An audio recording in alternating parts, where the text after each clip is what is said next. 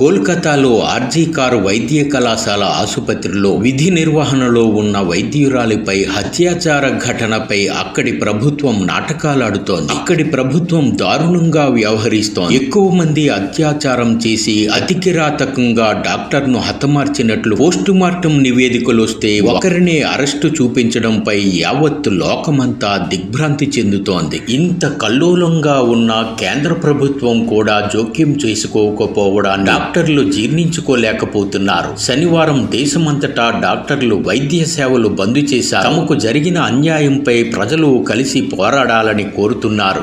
దీంతో ప్రజా సంఘాలు రోడ్డెక్కి డాక్టర్లకు మద్దతు పలికాయి. ప్రభుత్వ డాక్టర్లతో పాటు అన్ని ప్రైవేటు ఆసుపత్రులు, క్లినిక్ల డాక్టర్లు వైద్య సేవలు నిలిపివేసి నిరసనకు దిగారు. విశాఖ కేజీహెచ్లో 1000 మందికి పైగా ఆంధ్ర మెడికల్ కళాశాల జూనియర్ డాక్టర్లు చేపడుతున్న న్యాయ పోరాటానికి శనివారం పెద్ద సంఖ్యలో మద్దతు వచ్చింది. విశాఖ కేజీహెచ్ నుంచి జీవీఎంసీ మహాత్మా గాంధీ విగ్రహం వరకు డాక్టర్లు, ప్రజా సంఘాలు నిరసన ప్రదర్శనలు జరిపారు. గాంధీ విగ్రహం వద్ద పెద్ద సంఖ్యలో నిరసన ప్రదర్శన, రిలే నిరాహార దీక్షలు జరిపారు. మాకు రక్షణ కావాలి, న్యాయం జరగాలంటూ డాక్టర్లు నినాదాలు చేశారు. విధి నిర్వహణలో ఉన్న డాక్టర్లకు సెంట్రల్ ప్రొటెక్షన్ యాక్ట్ అమలు చేయాలని డిమాండ్ చేశారు.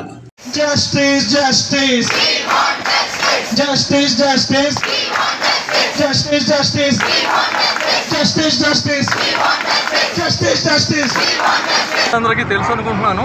31 ఏళ్ల ఒక పీజీ స్టూడెంట్ని కలకత్తా ఆర్జీ కార్ హాస్పిటల్లో ఎంత దారుణంగా రేప్ అండ్ మర్డర్ చేశారు.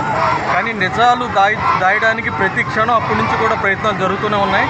ఆ మర్డర్ని సూసైడ్ అని మొదలుపెట్టారు. ఆ తర్వాత ప్రిన్సిపాల్ విషయంలో ఏదో జరుగుతోంది అక్కడ, ఆయన తీసేసినా సరే మళ్ళీ వెంటనే 8 అవర్స్లో వేరే చోటకి ఇవ్వడం. ఆ తర్వాత అసలు మర్డరే కాదండం, తర్వాత ఎవరో ఒక పోలీస్ తాలూకా వ్యక్తి ఒకళ్ళు చేశారండం, తర్వాత గ్యాంగ్ రేప్ అనడం. వీటిల్లో ఏ ఒక్కటి కూడా పొంతం లేకుండా ఉన్నాయి. అమ్మాయి పేరెంట్స్ చెప్పేది కూడా దానికి ఎవరు వాల్యూ ఇవ్వట్లేదు. సో మాకు ఫెయిర్ అండ్ ఇది కావాలి, జస్టిస్ కావాలి. ఒక అమ్మాయి పాపం 36 అవర్స్ డ్యూటీ చేసి అలా అలసిపోయి ఒక సెమినార్ రూమ్లో ఉన్నప్పుడు ఇంత దారుణం జరిగింది.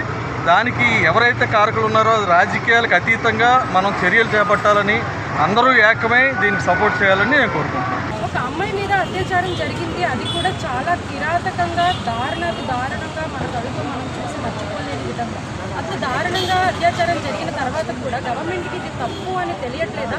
తెలిసి కూడా మాట్లాడట్లేదా? మేము చెప్పాల్సిన స్టేజ్లో ఉన్నదా గవర్నమెంట్? మాతో చెప్పించుకోవాల్సిన స్టేజ్లో ఉన్నదా గవర్నమెంట్? ఆ చనిపోయిన అమ్మాయికి, వాళ్ళ కుటుంబ సభ్యులకి న్యాయం జరగాలని మేము వాళ్ళకి తోడుగా, వాళ్ళకి న్యాయం జరిగే వరకు చివరి నిమిషం వరకు మేము పోరాడుతూనే ఉంటాము. అండ్ బతికున్న చనిపోయిన ఆవిడని మేము ఎలాగో వెనక్కి తీసుకురాలేమండి. ఆవిడకి ఇప్పుడు మేము క్యాండిల్ లైట్ వాక్స్ ఇవి చేసి ఆత్మశాంతి చేతుల్లో చేయడం తప్ప మేము ఆవిడని ఏం చేయలేము. కానీ అదేవిధంగా మేమందరం కూడా ఆడవాళ్ళమే. మాకు, మా చెల్లెళ్ళకి, మా అక్కలకి ఇంకా ఏ విధమైన ఇలాంటి సంఘటన జరగకుండా ఉండటం కోసం మేము ఫస్ట్ డాక్టర్స్ విధంగా చూస్తే సెంట్రల్ ప్రొటెక్షన్ యాక్ట్ అనేది తీసుకురావాలండి. మేము వర్క్ చేసే సిచ్యువేషన్స్లో, ఆ స్ట్రెస్ఫుల్ కండిషన్స్లో మాకు ఒక రెస్ట్ రూమ్ లేదు, వాష్రూమ్ లేదు, వాటర్ ఉండదు, ఫుడ్ ఉండదు, నిద్ర ఉండదు, ఒక నిద్రపోవడానికి ఒక బెడ్ ఉండదు. అలాంటి టైంలోనే మేము ఎక్కడికైనా పక్కన ఇప్పుడు ఆ అమ్మాయి ఏమి అవుట్ ఆఫ్ క్యాంపస్ వెళ్ళిపోలేదు కదా, ఆ అమ్మాయి ఏమి క్యాంపస్ దాటి వెళ్ళిపోలేదు. ఆ క్యాంపస్లోనే ఒక సెమినార్ హాల్లో పడుకుందో అక్కడే అఘాయిత్యం జరిగింది. మేము కూడా రేపు పొద్దున్న పక్కనే రూమ్లో పడుకోవడానికి వెళ్తాం. మా మీద జరిగే వరకు కూడా గవర్నమెంట్ చూస్తూ ఉంటుందా, లేదంటే ఇప్పుడు ఏమైనా చర్య తీసుకుంటుందా అని మేము అడుగుతున్నాము. ఇంకా ఎంతమంది ప్రాణాలు పోయిన తర్వాత ముందుకు వస్తుంది గవర్నమెంట్? ఒకటి సరిపోదా, 2 సరిపోదా? ఈ న్యూస్ జరిగిన గత 3-4 రోజుల్లోనే ఇంకొక 2-3 మర్డర్స్, అత్యాచారాలు జరిగాయండి. ఇంకా ఎన్ని జరగాలి? ఎంతమంది ప్రాణాలు పోవాలి? ఎక్కడుంది భారతదేశం? రాజకీయాలు ఎక్కడున్నాయి? ఓట్లు వేసినప్పుడు మాత్రం అడుగుతారు, ఇప్పుడు ఎందుకండి రావట్లేదు? ఓకే, ఫీమేల్ డాక్టర్స్కి ఇలా కష్టం ఉంది, అత్యాచారాలు జరుగుతున్నాయి, కరెక్టే.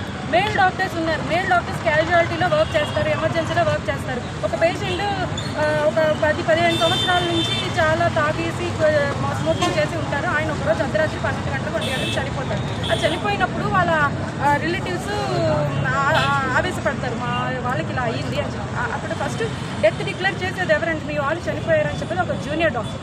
జూనియర్ డాక్టర్ మేల్ అయినా ఫీమేల్ అయినా ఆ ఆవేశంలో డాక్టర్ని కొట్టి వాళ్ళ తాలూకా వాళ్ళందరినీ పిలిపించి 200 లారీలు దిగిన సిచ్యువేషన్స్ కూడా ఉన్నాయి. ఈవెన్ కేజీహెచ్లో కూడా జరిగే అలాంటివి, కానీ ఎప్పుడు బయటికి రాలేదు. అవన్నీ జరుగుతూనే ఉన్నాయండి. ప్రతి హాస్పిటల్లోనే ఈ మాప్స్ రావడము, డాక్టర్ మీద అసలు జరుగుతున్నాయి, కానీ ఇప్పటివరకు ఎప్పుడు బయటికి రాలేదు. కానీ ఇంత క్లియర్ కట్గా జరిగిన దాన్ని కూడా గవర్నమెంట్ స్పందించట్లేదు.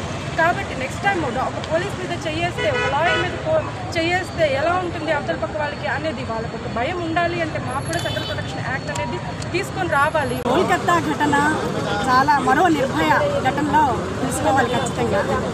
ఎందుకనంటే ఆ అమ్మాయి బాడీ చూస్తే కనుక, ఆ అమ్మాయి బాడీ నల్లటి మచ్చల బాడీ అంతా, అంటే ఆ నేరాన్ని అసలు ఎలా చెప్పాలో కూడా తెలియదు. 150 మిల్లీమీటర్స్ వీర్యకణాలు, అంటే బహుళ వ్యక్తుల యొక్క వీర్యకణాలు ఉన్నాయని చెప్పేసి ప్రాథమికమైన తెలియదు. ఆ అమ్మాయి కళ్ళలోంచి రక్తం కారుతుంది, ప్రైవేట్ పార్ట్స్ నుంచి రక్తం కారుతుంది, కాళ్ళు 90 డిగ్రీస్ వెడల్పు జరిగింది. కాబట్టి ఇది చాలా పచ్చి దుర్మార్గం. దీని వెనకాతల ప్రభుత్వాలు చాలా నిర్లక్ష్యంగా ఉన్నాయనేది అర్థమవుతుంది. ఇది ఒక్కడిని మాత్రం అరెస్ట్ చేశారు, ఒక్కడ కాదు, బహుళ గ్యాంగ్ రేపే జరిగింది, ఎక్కువ మందే ఉన్నారు. వీళ్ళందరినీ కూడా ఇమ్మీడియట్గా అరెస్ట్ చేయాలి. 21 రోజుల్లో నేరాన్ని నిరూపించాలని చెప్పేసి చెప్పింది. ఆగస్టు 15 జెండా వందనం జరిగి 70 ఏళ్ళు అయిపోయింది, 78వ సంవత్సరం వచ్చింది. దేవుడు కనపడ్డు, డాక్టర్ కనపడతారు కనుక గతంలో ప్రియాంక డాక్టర్ని చూసాం హైదరాబాద్, డాక్టర్ ప్రియాంకని కూడా ఆ రకంగానే చూసాం. ఇప్పుడు ఈ అమ్మాయిని కూడా ఇలా చేశారు. కాబట్టి ప్రభుత్వాలు వెంటనే మహిళలకు భద్రతా చట్టం, డాక్టర్స్ భద్రతా చట్టం, ప్రొటెక్షన్ యాక్ట్ జీవో ఒకటి తెచ్చారు 2018. కానీ ఆ జీవో ఇంప్లిమెంటేషన్ కాలేదు. ప్రభుత్వాలకు కావాల్సి వస్తే ఎన్ని జీవోలైనా మార్చేస్తారు, ఎన్ని రాష్ట్రాలను మార్చేస్తారు. ఆర్టికల్ 370 రద్దు చేశారు, పాకిస్తాన్ని వాళ్ళకి అనుకూలంగా చేసుకున్నారు, కాశ్మీర్ని విడగొట్టేశారు భారతదేశం నుంచి. కానీ సంస్థల్లో పనిచేసే మహిళలకి కానీ డాక్టర్స్కి కానీ భద్రతా చట్టం అనేది ఉంది. ఆ చట్టాన్ని ఇంప్లిమెంటేషన్ చేయట్లేదు, చట్టం రాలేదు. జీవో కాదు రావాల్సింది, చట్టం రావాలి. ఆ చట్టం రావాలని చెప్పేసి కూడా మేము కూడా పోరాడుతున్నాం. ఆ జూడాలకి డాక్టర్స్కి సపోర్ట్గా కూడా ఐటమ్గా కూడా ముందు ఉంటుంది. అలాగే ఇక్కడ ఆలోచించాల్సిన అంశం ఏంటంటే, ఆ కార్ హాస్పిటల్లో సీసీ కెమెరాలు పనిచేయలేదట, ఎంత అన్యాయం అండి. అలాగే మహిళలు రక్షణ, అంటే డ్యూటీ డాక్టర్లు డ్యూటీ అయిపోయినాక రెస్ట్ తీసుకోవాలి, ఆ రెస్ట్కి రూములు లేవు. ఆ అమ్మాయి అందుకని ఆ సెమినార్ హాల్లో వచ్చి పడుతుంది. రెండోది, అక్కడ ఇంకోటి కూడా మనం గమనించాలి. ఆడు టీషర్ట్ మీద కేపీ అని పెట్టుకున్నాడు. కేపీ అంటే కోల్కతా పోలీసు. కోల్కతా పోలీసు వ్యవహారం ఎలా ఉందనంటే, ఇన్ఫార్మర్లుగా ఉన్నారు. అట్లాగే కాంటాక్ట్ బేసిక్ మీద కూడా వాళ్ళని ప్రమోట్ చేసుకున్నారు. కాంటాక్ట్ బేసిక్ మీద ప్రమోట్ చేసిన వాళ్ళకి విలువలు, విధి విధానాలు కానీ, అదేది ప్రొటెక్షన్ కానీ, వాళ్ళకి ట్రైనింగ్ కానీ ఏమి ఉండదు. మహిళల పట్ల ఎలా ఉండాలని కూడా ఏమి ఉండదు. కాబట్టి వీడు ఆ రకంగా అరాచకంగా కూడా వ్యవహారం చేసిన దానికి కూడా అక్కడ ప్రభుత్వం కూడా బాధ్యత వహించాలి.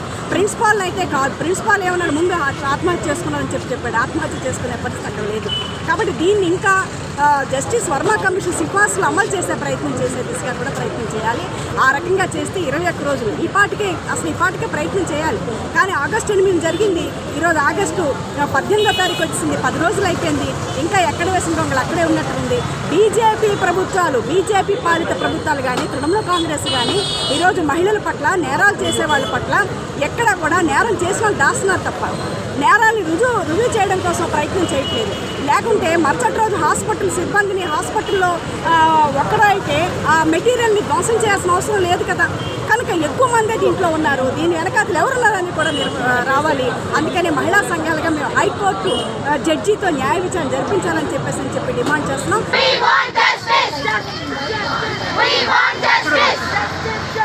We want